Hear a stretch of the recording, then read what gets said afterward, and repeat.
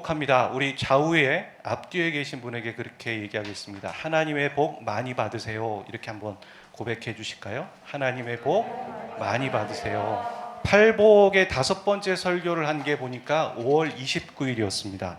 3개월 만에 팔복을 다시 시작합니다. 잘못된 신앙을 말할 때 우리가 기복신앙 얘기하지 않습니까? 받고자 하는 복이 모두 물질적이고 혹은 세상적인 기준에서 복을 받아야 된다. 그리고 하나님 그런 복들을 주실 수 있고 받기 원한다. 그것이 기복신앙입니다.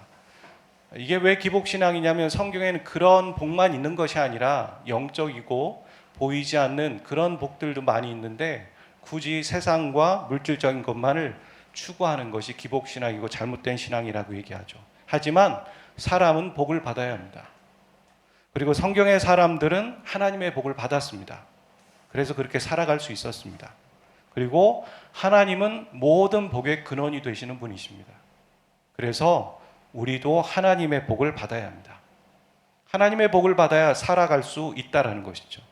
어찌 보면 우리가 지금 살아갈 수 있는 것은 하나님의 복을 받고 있는 것인데 그것을 모르고 있는 것입니다. 팔복은 하나님의 백성들이 그 복을 누리고 살아야 한다. 하나님이 주시는 복을 누리고 살아야 한다는 것을 말하고 있고 그 복이 어떤 것인지에 대해서 하나하나 말하고 있는 것입니다. 제가 처음에도 얘기했지만 세상적인 기준의 복으로 이 말씀을 이해한다면 도무지 이해가 안 되고 그것은 가치 없는 거라고 생각할지 모르겠습니다. 하지만 하나님의 백성이라면 구원받고 거듭난 사람이라면 이 복이 그런 거지라고 깨달아지고 느껴지게 될 것입니다. 여러분 질문을 하나 해보겠습니다. 여러분은 어떤 타인의 마음을 읽고 파악할 때 어떤 방법으로 파악하십니까? 우리가 상대방의 마음을 읽을 때 우리는 보통 상대방의 행동이나 말의 태도를 보고선 그 사람의 속마음을 파악하는 것입니다. 바로 파악할 수 있는 건 아니고 분석과 해석이 필요한 것이죠. 이걸 잘하는 사람도 있고 못하는 사람도 있습니다. 이걸 잘하는 사람은 보통 눈치가 빠르다 이렇게 말하고 또 이것을 잘 못하는 사람은 그렇지 않다라고 얘기하겠죠. 행동이나 말은 우리 눈에 보이지만 사람의 마음은 보이지 않는 것이죠. 그래서 그것을 파악하기가 참 어렵습니다. 하지만 하나님은 바로 사람의 마음을 꿰뚫으시고 그 사람의 마음의 동기가 순수한지 순수하지 않은지 판단하시는 분이십니다. 사무엘상 16장 6절부터 7절에 보면 이런 얘기를 하죠. 사람은 외모를 보거니와 나 여호와는 중심을 보느니라 하시더라. 하나님은 엘리압의 중심을 아시고 그를 버렸다라고 얘기하십니다. 그런데 사무엘의 눈에는 엘리압이 왕으로서 세울 만하다 그렇게 본 것입니다. 당대 하나님의 사람이라고 하는 사무엘도 엘리압의 중심을 알기란 쉽지 않았다는 거죠. 이렇게 사람에게는 숨길 수 있어도 하나님에게는 우리의 마음을 숨길 수가 없습니다. 그래서 우리는 정직해야 합니다. 하나님 앞에서 최대한 정직해야 합니다. 그냥 정직하면 정직하는 거지 최대한 정직해야 한다라는 얘기는 자기 기만도 있거든요. 자기가 자기를 모르고 자기를 속일 때도 있기 때문에 우리는 하나님 앞에 최대한 정직해야 합니다. 오늘 말씀은 이렇게 얘기합니다. 마음이 청결한 자는 복이 있다. 그러면 그 사람은 하나님을 보게 될 것이다. 이렇게 얘기하죠. 여기서 몇 가지 안 되는 단어지 않습니까? 하나님을 본다, 청결, 마음. 이 단어를 알아야지만 이 뜻을 이해할 수 있게 되는 것이죠. 하나하나 좀 생각해 보겠습니다. 먼저 하나님을 본다. 이 말은 우리가 우리의 눈으로 하나님을 본다는 말이 아니라는 걸 아실 겁니다. 많은 사람들은 시편 24편을 배경으로서 이 말씀이 나왔다고 생각해요. 여호와의 산에 오를 자가 누구이며 그의 거룩한 곳에 설 자가 누구인가? 그 손이 깨끗하며 마음이 청결하며 뜻을 허탄한 데 두지 아니하며 거짓 맹세하지 아니하는 자로다. 마치 오늘의 말씀을 복붙이라고 하죠. 복사해서 붙인 것처럼 그대로 적혀 있는 것 같습니다. 여호와의 산에 오를 자라는 표현은 예루살렘 언덕에 있는 성전에 오른다는 얘기예요. 그 얘기는 뭐냐면 왕이신 하나님을 아련하고 뵙는다라는 말입니다. 하나님을 지근거리에서 아련한다라는 것은 뭡니까? 하나님의 측근이 된다는 거죠. 성경에 에스더라는 인물이 나옵니다. 에스더라는 여인은 아수에로의 왕을 아련할 수 있었고, 그래서 자기 동족의 목숨을 구원할 수 있었습니다. 이처럼 왕을 아련한다는 것은 왕의 왕권을 혜택을 받고 그 특권을 누릴 수 있다는 것이죠. 그래서 마음이 청결한 자는 어떤 겁니까? 하나님의 측근이 되고 하나님의 권세를 누리게 된다, 이런 말입니다. 이거 너무나 큰 축복이죠. 이 하나님의 권세를 누리고 승리하는 삶을 살아가는 것에 대해서 마다할 사람은 없을 겁니다. 근데 조건이 있죠. 마음이 청결한 자가 이 복을 누리게 되고, 마음이 청결한 자가 하나님을 아련하게 된다, 그렇게 말합니다. 그렇다면 청결이란 무엇일까요? 청결이라는 것은 그냥 단어적인 의미로 봤을 때 더러움이 없어서 깨끗하다, 원어로는 까사로스 이렇게 말하는데, 이건 우리가 구약에서 보면 정결과 부정 이런 얘기 하지 않습니까? 정결법, 부정법. 그러니까 청결은 정결입니다. 깨끗하다. 근데 이것을 유대인적인 언어로 재해석하면 어떤 말이냐면, 이게 유대인적인 언어라는 건 성경적으로 재해석하면, 왜냐하면 예수님도 유대인이셨고 이 유대인적으로 성경이 쓰여져 있죠. 그것을 재해석하면 어떤 말이냐면, 거룩하신 하나님 앞에서 정결함이에요.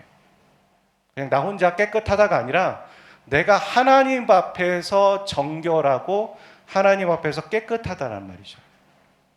우리가 거룩이라는 말과 정결이라는 말을 좀 그럼 어떻게 구분할 수 있을까요? 내가 거룩하니 너희도 거룩해라 라고 얘기해서 정결법을 하나님 주셨잖아요.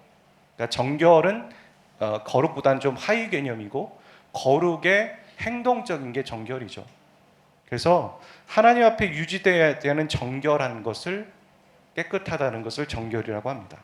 어떤 인간이 그래서 나 깨끗해 라고 얘기한다면 이건 어떤 말이냐면, 내가 하나님 앞에서 관계에 문제가 없어, 그래서 지금도 하나님을 바로 만날 수 있어, 이런 마음의 상태, 그걸 얘기하는 거죠. 그런데 오늘 말씀은 마음이 청결한 자라고 얘기하잖아요. 그러니까 자신의 마음이 깨끗해서 하나님과의 관계가 문제가 없는 자, 그런 자가 하나님을 본다, 하나님을 아련할 수 있다, 이런 말입니다.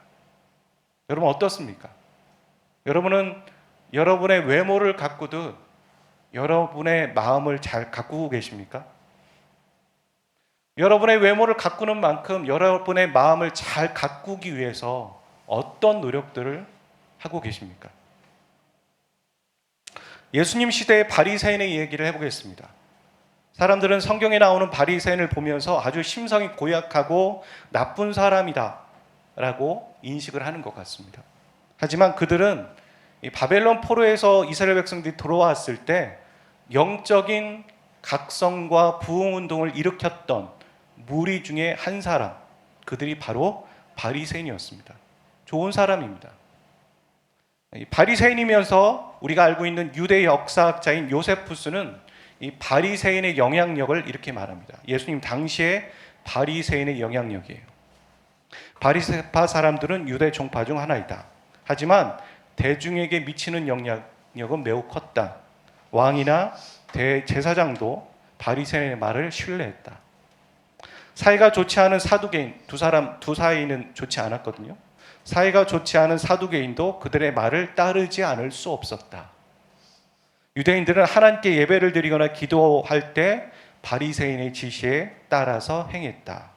그들은 말과 행동에서 온전한 도덕적인 모습을 보여주었기 때문이다, 이렇게 말합니다. 바울도 자신을 이렇게 말하죠.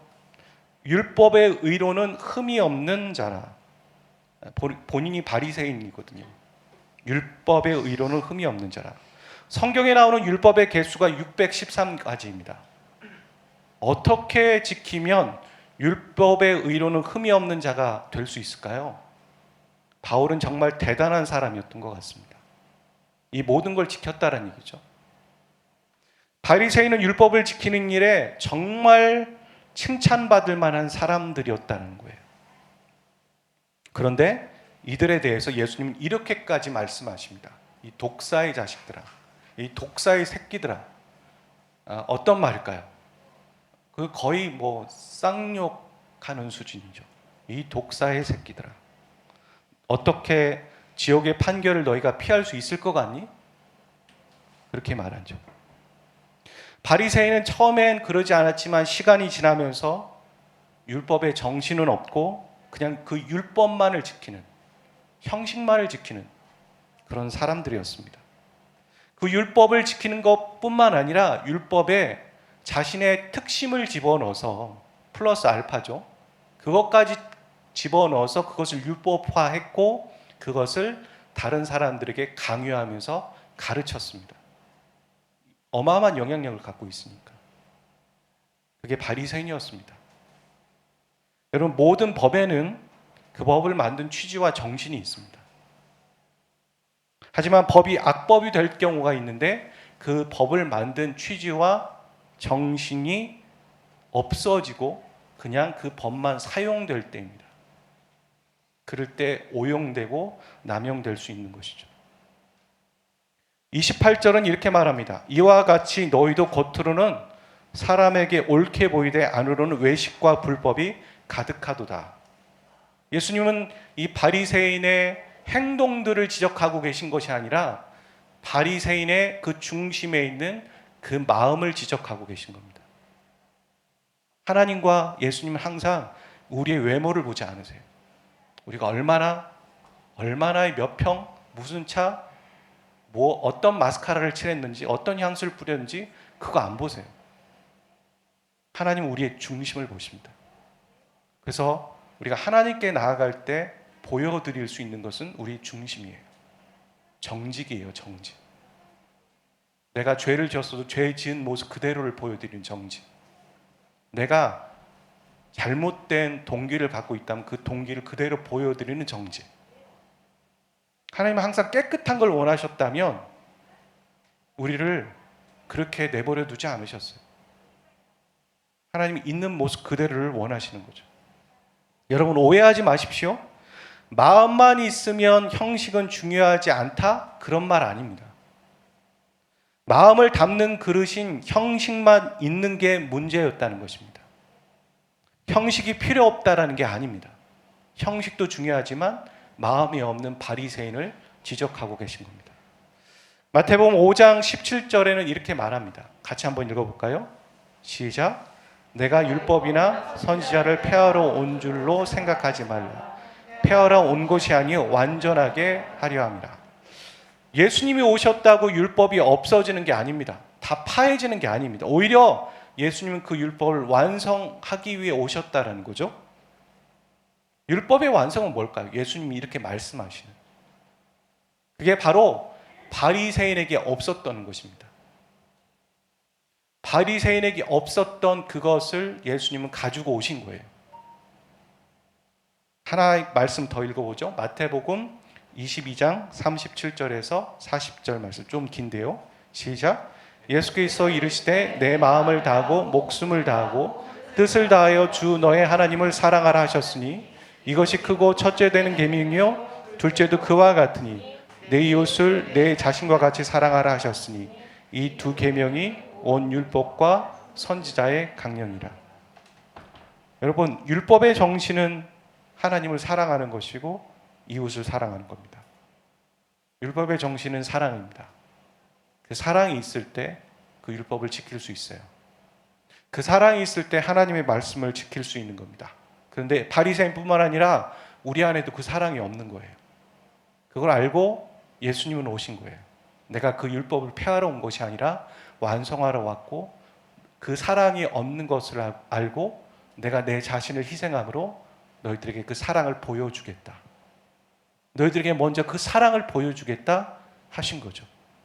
그래서 우리가 하나님을 말씀을 지키기 전에 우리 안에 먼저 무엇이 있어야 되냐면 그 하나님이 나를 어떻게 사랑하셨는지에 대한 기억과 믿음과 따뜻함이 있어야 합니다. 아, 그렇지. 하나님이 나를 먼저 사랑하셨지. 예수님을 희생하심으로 나를 사랑하셨지. 그래서 나도 그 사랑을 기억하면서 하나님의 말씀을 지키는 거지. 그리고 우리가 원수와 같은 자를 대할 때도 어떻게 합니까? 나에게 손해를 끼친 사람, 정말 원수와 같은 사람을 볼 때도 용서할 수 없죠. 용서하기가 쉽지 않죠. 하지만 예수님께서 나를 어떻게 용서하셨는가? 하나님이 예수님을 통해 나를 어떻게 용서하셨는지를 안다면 우리는 그 사람에 대해서 용서해 볼 수 있는 겁니다. 지금처럼 내 자존심만 세우고 고집만 세우는 것이 아니라 내가 용서받은 것처럼 그 사람을 용서해 봐야지. 그렇게 할 수 있다라는 거죠. 여러분, 문제는 우리가 하나님과의 사랑의 관계가 식었다라는 걸 모르고 율법만 행하고 있다라는 거예요. 우리가 하나님과의 관계가 사랑이 식어 있는 걸 모르고 상대방을 자꾸 가르치고 지적하고만 있는 거예요. 고치려고만 하고 있는 거죠. 먼저는 나와 하나님과의 사랑의 관계입니다. 남을 고치려 하기 전에 먼저 하나님의 사랑을 알아들이고 완전하게 하려고 우리에게 다가오시는, 지금도 완전하게 하려고 우리에게 다가오시는 예수님의 손을 잡아야 합니다. 남을 고치기 전에 내가 하나님과의 사랑 안에 있는지 점검해야 하는 것입니다. 율법의 정신은 하나님을 사랑하는 것이고 이웃을 사랑하는 것입니다. 그런데 바리새인은 그 율법만 준수하고 사랑이 없는 종교적인 열정을 하나님께 보인 거죠. 그래서 가증하다고 말하는 겁니다. 근데 하나 더 있습니다. 예수님이 왜 이렇게 독사의 자식들아 그렇게 말하는 줄 아세요? 여러분, 구약에 보면 여로보암의 죄라는 얘기가 나와요. 어떤 왕을 보면서 그는 여로보암의 죄를 따랐다. 여로보암의 죄. 여로보암의 죄가 뭘까요? 여로보암은 처음에 이스라엘이 남과 북이 분열되었을 때 이스라엘 백성이 남유다로 예루살렘 성전으로 유월절을 지키러 가는 것이 정말 보기에 싫었어요. 자기가 북이스라엘 왕인데 북이스라엘의 백성들이 남유다로 내려가고 있는 거죠. 뭐 오늘날처럼 휴전선이 있는 건 아니지 않습니까? 철책이 있는 것도 아니고. 그러니까 내려가는 거죠. 절기를 지키러. 그게 너무 보기 싫어서 북이스라엘에 성전을 만든 거예요. 우상을 만든 거죠, 우상. 그리고 너희들이 믿는 신이 여기 있다. 이렇게 말했다라는 거예요. 여로보암의 죄는 뭐냐면 자신도 우상을 숭배하고 잘못된 길로 가지만 왕으로서, 리더로서 다른 사람을 같이 지옥으로 이끄는 사람. 그게 여로보암의 죄예요. 바리새인이 그런 사람들이었죠. 영향력이 어마어마했다고 얘기했잖아요. 자기가 사랑은 없고 종교적인 열심으로 잘못된 길로 가고 있는데 다른 사람에게 죽으려고 하는 사람, 연자맷돌을 달려서 더 죽게 만들어버리는 사람. 같이 지옥을 가는 사람. 그러니까 이 여로보암의 죄는 어찌 보면 오늘날의 영적 지도자들이 무서운 죄죠, 그게. 저를 비롯해서. 우리 또한 누군가가 우리를 보면서 그리스도인은 저런 사람이지, 교회 다니는 사람 저런 사람이지 얘기할지 몰라요. 그러면 영향력이 적을 수 있지만 여러분 또한 똑같은 영향력을 행사하고 있다는 것입니다.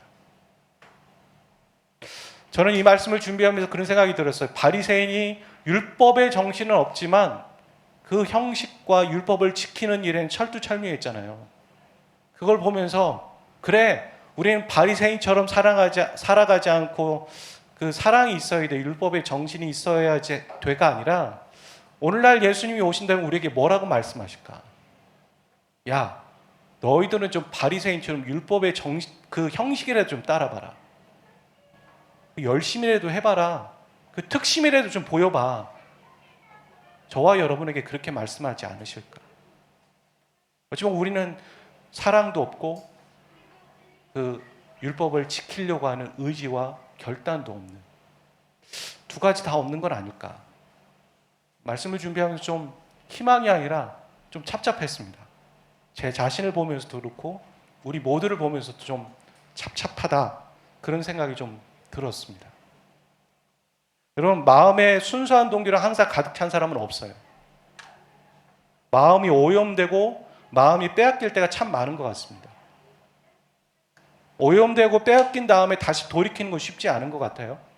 돌이킬 수는 있지만 돌이키는 과정이 너무 어려워요. 값을 지불해야 되죠. 그래서 안 뺏기려고 자기를 지키려고 보호하는 겁니다. 영적인 사람은, 진정한 그리스도인은 마음을 지키는 사람이에요. 자기 외모는 막 가꾸는데 마음은 막 난도질 돼도 상관없는 그런 사람이 아니라 마음을 먼저 지키려고 하는 사람이에요. 마음이 뺏겨졌을 때 얼른 그 마음을 단돌이 하는 거죠. 그게 진정한 그리스도인이고 깨어있는 영적인 사람이에요. 근데 우리가 마음을 빼앗긴다면 우리는 적신호를 갖는 거죠. 가장 먼저 뭡니까? 오늘 말씀이 그거죠. 마음이 청결한 자는 하나님을 본다. 마음이 뺏기면 가장 먼저는 하나님과의 적신호가 생기는 거예요. 하나님과의 관계가 문제가 생긴다는 걸 알기 때문에 너무 소중해서 그 마음을 지킨다는 거죠. 그렇다면 우리가 마음이 빼앗기지 않기 위해서 무슨 노력을 해야 할까요? 저는 세 가지로 좀 정리해 보려고 해요. 첫 번째는 기도 무장입니다. 여러분, 갑작스러운 일들을 대할 때는 있겠지만 보통은 우리가 예상되는 일들이 있어요. 누구를 만났을 때 어떤 문제들이 생기겠다라는 게 있단 말이에요. 그런데 우리는 무방비예요. 뭐 그럴 수 있겠지. 혹은 그냥 인식하지 못하는 거죠. 내가 분명히 저 사람과 갈등이 벌어질 수도 있고, 갈등을 떠나서 직접 문제가 생기지 않더라도 같은 공간에 있기 때문에 불편할 수 있는 마음들을 그냥 둬버린다는 거예요. 왜 그러죠? 그건 우리 책임이에요. 미리 예방하고 하나님께 도우심을 구하는 거죠. 내 마음이 좀 힘들 수 있습니다. 내 마음이 어려울 수 있기 때문에 주님, 힘 주세요. 제 마음을 지켜주세요. 보호해 주세요. 아무 문제 없게 잘 넘어가게 해주세요. 이런 기도 해야 된다는 거죠. 여러분, 그런 거 하고 계십니까? 기도의 무장. 그런 말 있잖아요. 먹는 날과 안 먹는 날이 다릅니다. 이런 광고 있는 것처럼 기도한 날과 기도 안 한 날은 분명히 다릅니다. 아멘. 아멘. 두 번째는 메커니즘을 파악하는 거예요. 죄를 안 지어야 하지만 죄를 지었을 때 우리 안에 가장 먼저 들어오는 감정이 뭐냐면 수치심이에요. 이 수치심은 아담과 하와가 가졌던 마음이거든요. 이 수치심을 가져서 그들이 했던 중요한 잘못된 선택이 뭐였습니까? 하나님의 낯을 피했다는 거죠. 그리고 계속 옆 사람 원망하면서 남 탓하면서 회개하지 않은 거예요. 그게 바로 수치심입니다. 그러니까 우리는 이 메커니즘을 알아야 돼요. 죄를 지을 때 내 안에 수치심이 들어오고, 그래서 나는 본능적으로 하나님을 피할 것이다. 예배의 자리에 나가지 않을 거고 말씀으로 가까이 가지 않을 것이다. 이것들을 인식하고 있어야 되는 거죠. 그랬을 때 우리는 어떻게 합니까? 아담과 하가 걸었던 걸음과 정반대의 걸음을 갖는 거죠. 할렐루야. 반대로 의도적으로 나가는 겁니다. 그래? 그럼 난 더 하나님께 나갈 거야. 내 안에 수치심이 들어? 오히려 뻔뻔하게 하나님께 나가는 거죠. 그런 비슷한 말씀이, 같은 말씀이 여기 나와 있어요. 바울도 그렇게 고백하거든요. 히브리서 10장 19절 말씀 읽어보겠습니다. 시작. 그러므로 형제들아, 우리가 예수의 피를 힘입어 성소에 들어갈 담력을 얻었느니. 이걸 현대인의 성경에서는 떳떳하게 예수님께 나가야 된다고 그러고요. 공동번역에서는 마음 놓고, 이 공동번역은 개신교와 카톨릭의 같은 번역 성경이죠. 그리고 유진 피터슨의 메시지 성경에서는 이렇게 얘기해요. 주저함 없이 곧바로. 저는 이 해석이 정말 와닿았어요. 주저함 없이 곧바로. 수치심이 들 때 어떻게 합니까? 뭐 주저하지 않고 그냥 들이대는 겁니다. 예수님께. 저 잘못했어요. 여러분, 회개, 이런 말 있잖아요. 그리스도인들이 회개하면 다냐? 이렇게 말하는 사람도 있고 그거에 우리 찔려야 돼요. 하지만 회개 안 하는 사람보다 회개하는 사람이 훨씬 나은 사람이에요. 맞습니까? 회개 안 하는 사람보다 회개하는 사람이 훨씬 나은 사람이에요. 일단 하나님께 다 가져가서 내 문제 놓고 회개하는 게 훨씬 지혜로운 사람이고 영적인 사람이라는 거죠. 여러분, 이 메커니즘 기억하십시오. 죄를 지었을 때 여러분 안에 수치심이 들 겁니다. 하지만 담대하게 주저함 없이 떳떳하게 나가십시오. 예수님 때문에 나갈 수 있는 겁니다. 세 번째, 모호한 것을 줄이십시오. 여러분, 우리 주제는 그겁니다. 마음을 지키기 위해서, 마음을 깨끗하게 하기 위해서 모호한 것을 줄이십시오. 이 모호하다는 건 저건 죄인가? 죄가 아닌가? 하는 그 모호한 선에 있는 것들이 있잖아요. 죄는 아닌 것 같은데 이거 하면 좀 불편한데 하는 것들 하지 마세요. 줄이세요. 다양한 게 있을 거예요. 그 중에 하나는 영상을 줄이십시오. 보는 것을 줄이셔야 들을 수 있습니다. 우리는 양이에요. 양은 보는 거는 잘 못하지만 듣는 걸 잘 발달되어 있어요. 근데 그 양한테 듣지는 않게 하고 보게만 하면은 문제가 생기기 시작하는 겁니다. 들어야 합니다. 들으려면 모호한 것을 줄이시고 그 중에 하나는 영상을 줄이시는 겁니다. 그래야 시간이 확보되잖아요. 그리고 하나님께 듣는 것이 되는 겁니다. 여러분, 이것은 복입니다. 하나님을 아련하고 하나님과 대면하는 건 복입니다. 근데 그걸 위해 조건이 있습니다. 마음을 청결하게 지키는 것입니다. 그 마음을 지키기 위해 이 세 가지를 기억하고 한 주를 살아가 보십시오. 그 안에 오늘 어떤 자매가 주보에 나눔 묵상으로 그렇게 얘기했는데, 말씀을 듣고 그렇게 살아가 봤더니 그 상담했던 그 상대방이 하나님밖에 없다라고 하는 귀한 고백을 들을 수 있었던 것처럼, 여러분의 직장과 가정의 현장 가운데 하나님 살아 계십니다. 하나님 일하고 계시고 일하기 위해 준비하고 계십니다. 여러분이 선택해야 될 게 하나님인 거예요. 하나님께 올려드리고 이 공간에도 주님이십니다. 하나님. 그런 고백이 여러분에게 있으시기를 주의 이름으로 축복합니다.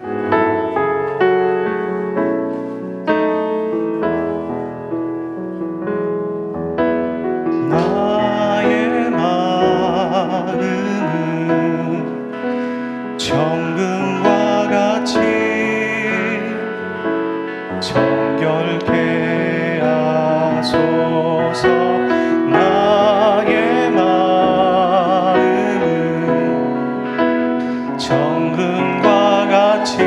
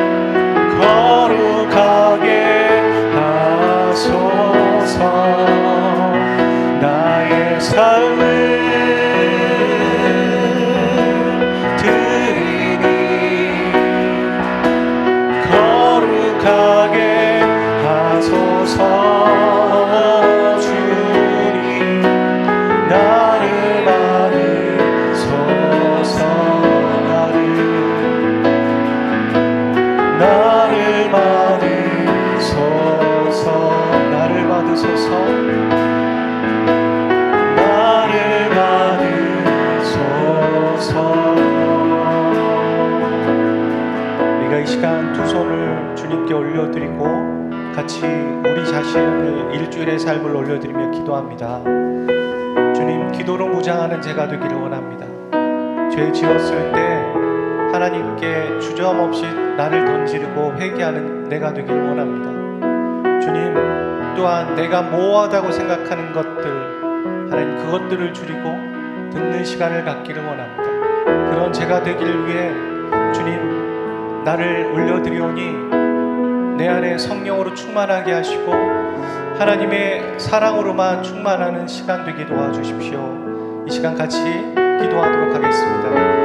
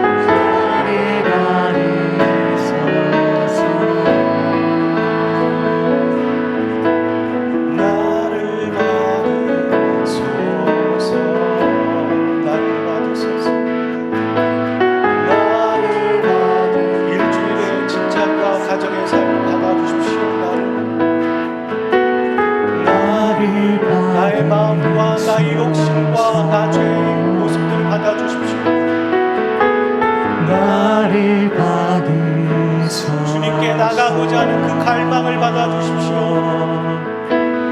나를 받으소서.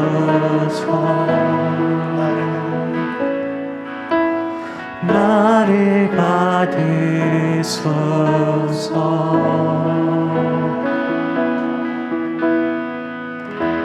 하나님, 우리를 받아주십시오.